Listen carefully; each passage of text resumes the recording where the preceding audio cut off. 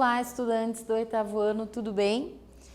Aula de ciências e esta aula é sobre o sistema cardiovascular. Quais são os objetivos desta aula? Conhecer a estrutura do coração e os princípios básicos do seu funcionamento e conhecer os caminhos que o sangue faz pelo nosso corpo. Vamos começar então pensando um pouquinho a respeito, dessas imagens e também dessa questão aqui, olha só. De que forma as substâncias chegam e saem aos diversos órgãos do corpo, como por exemplo os pulmões, fígados, rins, e todos os outros órgãos? De que maneira as substâncias chegam até o nosso corpo? Então, a resposta é, pelo sistema cardiovascular. O nosso sistema cardiovascular, ele vai funcionar da seguinte maneira, de uma forma bem resumida, O coração vai bombear o sangue e através, do sangue que circula pelos vasos sanguíneos, essas substâncias todas vão estar chegando então aos diversos órgãos, aos nossos tecidos e às nossas células, tá? E aí temos um quiz aqui para começar esta aula. Esse quiz diz o seguinte: o coração humano é formado por um músculo forte e potente chamado de... Será que você se lembra como que se chama? Você conhece o nome desse músculo? Na opção A, mesocárdio. Na opção B, miocárdio. Opção C, endocárdio. Ou opção D, pericárdio. E aí?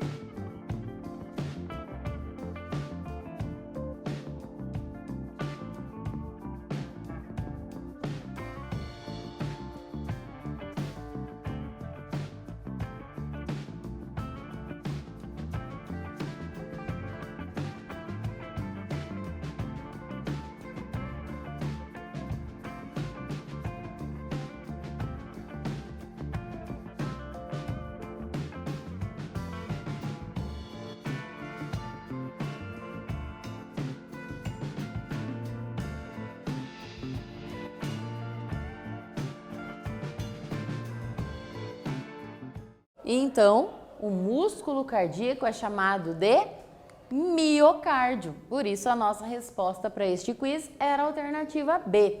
Lembrando que pericárdio é a membrana que reveste externamente o nosso coração, tá bom?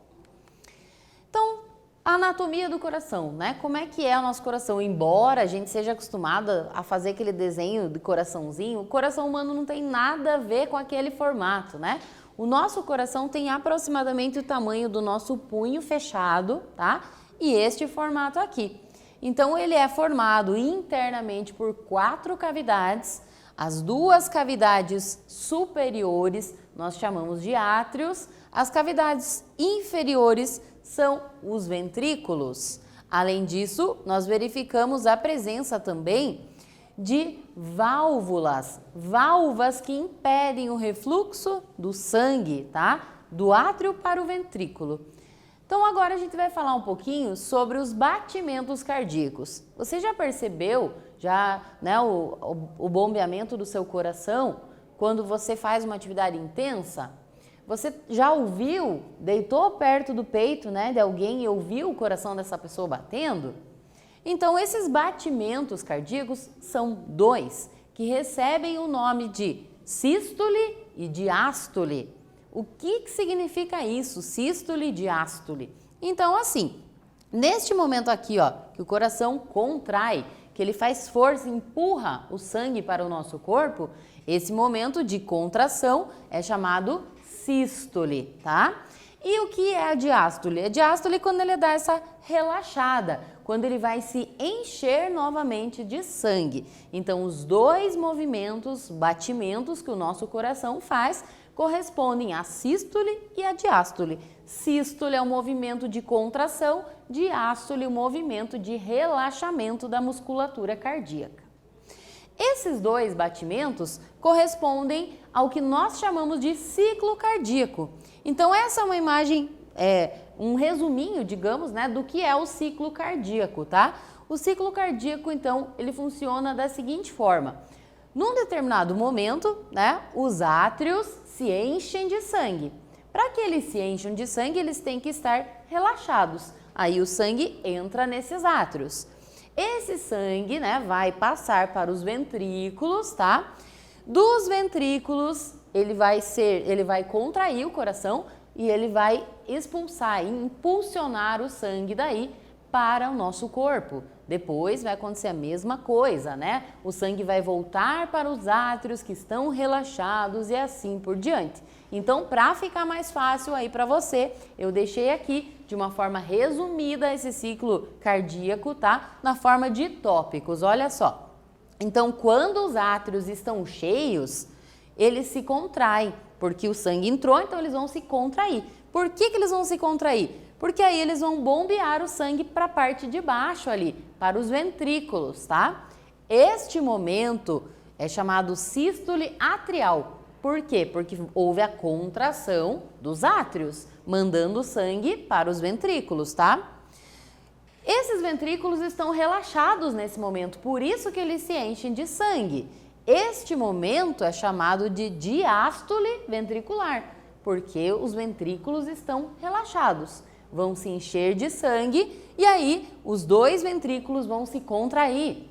Por isso essa parte do ciclo vai ser chamada de sístole ventricular, a contração dos ventrículos, que vai impulsionar o sangue para o corpo, né, por meio das artérias, tá? E aí o que acontece? Esse ciclo começa tudo de novo, né? Então esse ciclo não para e esses dois movimentos, sístole e diástole, acontecendo o tempo todo, permitem que o coração se encha de sangue e impulsione esse sangue para o nosso corpo.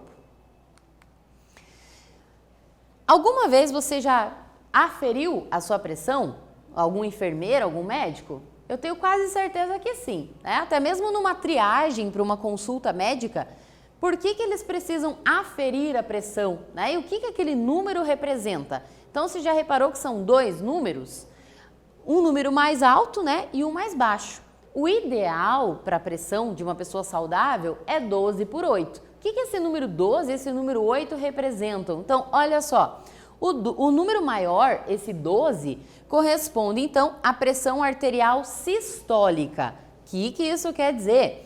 Quer dizer que é o momento em que os ventrículos se contraem. Então, quando o coração contrai e vai mandar sangue para as artérias que vão espalhar o sangue pelo corpo, essa é a pressão mais alta, que o sangue está entrando nas artérias.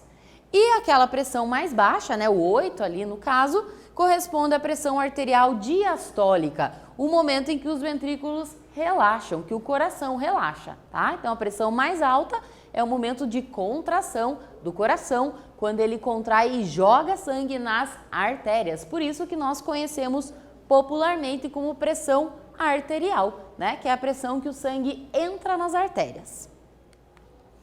Então, durante um percurso completo, o coração o sangue, aliás, passa 2 vezes pelo coração. A gente já vai entender melhor isso. Mas antes, temos aqui um quiz que diz o seguinte: sobre a circulação humana, é correto afirmar que ela é, na opção A, aberta, na opção B, fechada, na opção C, aberta e dupla, ou na opção D, fechada e dupla? O que você acha a respeito da circulação humana? Escolhe aí uma opção e eu já volto para contar se você acertou ou não.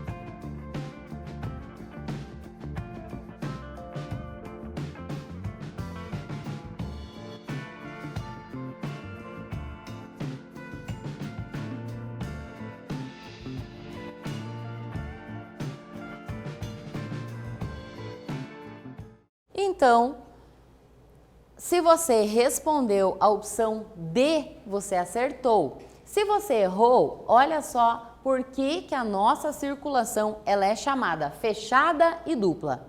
Fechada porque ela circula, né? O sangue circula apenas dentro dos nossos vasos sanguíneos. Por isso que a gente chama de circulação fechada. E dupla?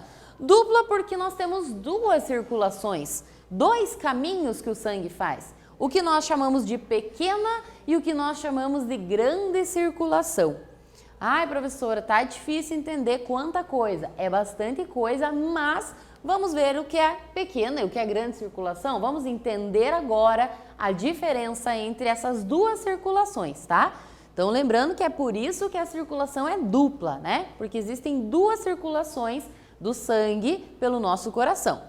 Então, quando a gente fala em pequena circulação, ela também pode ser chamada de circulação pulmonar. É o trajeto em que o sangue vai do coração para os pulmões e volta para o coração. Então, ele sai do coração, vai lá para os pulmões e volta para o coração, tá? Por que que isso tem que acontecer? Eu já vou te contar.